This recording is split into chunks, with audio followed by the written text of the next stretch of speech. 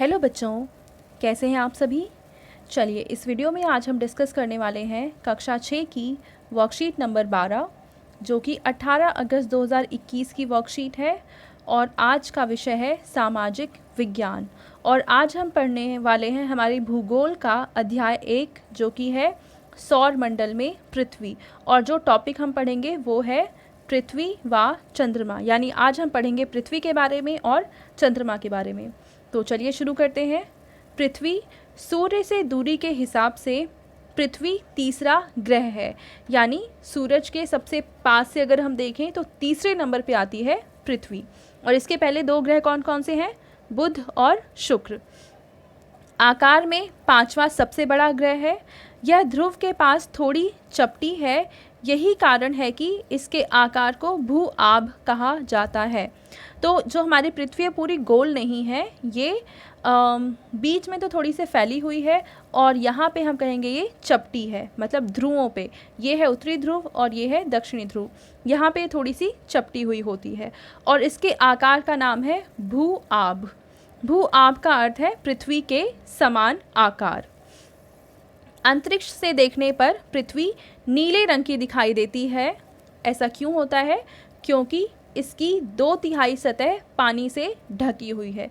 क्योंकि पृथ्वी के 2/3 हिस्से में पानी है, इसलिए पृथ्वी को हम कहते हैं, इसलिए पृथ्वी हमें अंतरिक्ष से नीले रंग की दिखाई देती है और इसलिए इसे कहा जाता है नीला ग्रह। अब प्रश्न आ सकता है कि नीला ग्रह किसे कहते हैं, तो उत्तर आएगा कि पृथ्वी को नीला ग्रह कहा जाता है। अब इसके बाद हम पढ़ते हैं चंद्रमा के बारे में। चंद्रमा पृथ्वी का एकमात्र उपग्रह है। इसका व्यास पृथ्वी के व्यास का केवल 1/4 है, यानी पृथ्वी के साइज़ के कंपैरिजन में अगर हम देखें चंद्रमा का साइज़ तो वो 1/4 है। यह पृथ्वी से 3,84,400 किलोमीटर दूर है, यानी पृथ्वी और चंद्रमा के बीच की दूरी ये है।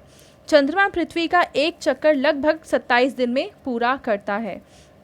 हम सब जानते हैं कि चंद्रमा पृथ्वी के चारों ओर चक्कर लगाता है और ये चक्कर 27 दिन में लगभग 27 दिन में पूरा कर लेता है।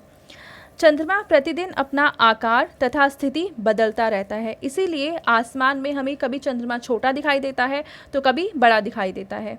तो इसका आकार बदलता रहता है, साथ ही साथ स्थिति भी बदलती रहती है। हमें आसमान में कभी एक जगह दिखाई देता है तो कभी दूसरी जगह दिखाई देता है, तो आकार और स्थिति ये बदलता रहता है। पूरा चाँद हम लगभग 1 महीने में एक बार देख सकते हैं। यह पूरे चाँद वाली रात यानी पूर्णिमा को होता है। तो ऐसा होता है कि ये पूर्णिमा के दिन चाँद पूरा नज़र हमें आता है और इसके पश्चात इसका आकार घटने लगता है और पूर्णिमा के बाद इसका आकार धीरे धीरे कम होता है। 15 दिन के बाद हम इसे नहीं देख सकते हैं और यह नई चंद्रमा की रात यानी अमावस्या कहलाती है। यानी 15 दिन में ऐसा होता है, 15 दिन में एक दिन जब चाँद पूरा होता है और उसे हम कहते हैं पूर्णिमा।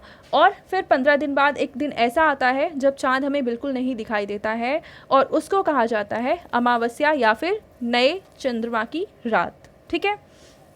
अब इसके बाद देखिए उपग्रह के बारे में हमें कुछ बताया हुआ है कि उपग्रह एक खगोलीय पिंड है जो ग्रहों के चारों ओर उसी प्रकार चक्कर लगाता है जिस प्रकार ग्रह सूर्य के चारों ओर चक्कर लगाते हैं। तो देखिए सूर्य के चारों ओर जो चक्कर लगाते हैं वो हैं ग्रह और ग्रहों के चारों ओर जो चक्कर लगाते हैं उनको कहा जाता है उपग्रह। ठीक है। तो हम देखेंगे कि चंद्रमा पृथ्वी का एक उपग्रह है क्योंकि चंद्रमा पृथ्वी के चारों ओर चक्कर लगाता है। ठीक है। अब यहाँ पे हमें एक दे रखा है रोचक तथ्य। नील आर्मस्ट्रॉन्ग पहले व्यक्ति थे जिन्होंने 20 जुलाई 1969 को सबसे पहले चंद्रमा पर कदम रखा था। तो चंद्रमा पर कदम रखने वाले पहले व्यक्ति कौन थे? Neil Armstrong. अब इसके आधार पर हमें कुछ क्वेश्चंस दे रखे हैं जिनके हम आंसर लिखेंगे। पहला है पृथ्वी को नीला ग्रह क्यों कहा जाता है? तो हम आंसर लिखेंगे कि क्योंकि पृथ्वी के 2/3, कितना लिखा था? पृथ्वी के 2/3 भाग पर जल है जिस वजह से पृथ्वी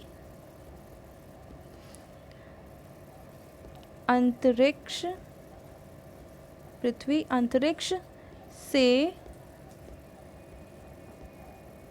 नीले रंग की दिखती है।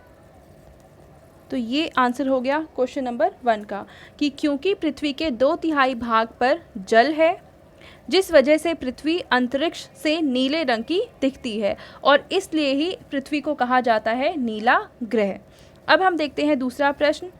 दूसरा प्रश्न है कि उपग्रह से आप क्या समझते हैं। तो यहाँ से लेकर यहाँ तक ये पूरी डेफिनेशन है उपग्रह की, आप पूरा लिख देंगे कि उपग्रह एक खगोलीय पिंड है जो ग्रहों के चारों ओर उसी प्रकार चक्कर लगाता है जिस प्रकार ग्रह सूर्य के चारों ओर चक्कर लगाते हैं।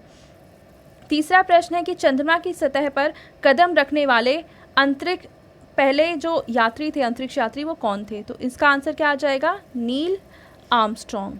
आंसर आ जाएगा नील आर्मस्ट्रॉन्ग।